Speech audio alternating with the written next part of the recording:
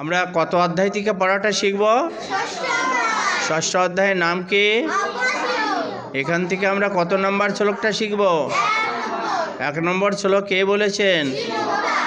আমরা শব্দগুলো জেনে নিই। অনাশ্রিত কর্মফলম কার্যম কর্ম করতি সন্ন্যাসী চ যোগী চ নো নিরগ্নি ন চ ক্রিয়।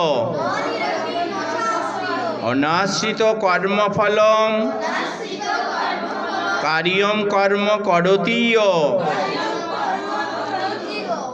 সন্ন্যাসী চ যোগী চ নো নিরগ্নি ন চ ক্রিয়। এখন আমরা অনুষ্টাপ ছন্দে পাঠটা করব। অনাশ্রিত কর্মফলম কার্যম কর্ম করতি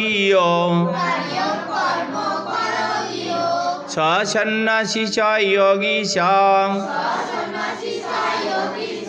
নো নিরগ্নি ন চ ক্রিয়।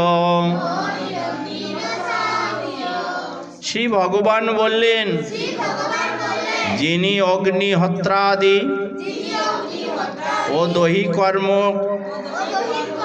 ত্যাগ করেছেন তিনি সন্ন্যাসী বা যোগী নন, বরং যিনি কোনো রকম ফলের আশা না করে তার কর্তব্য কর্ম করেন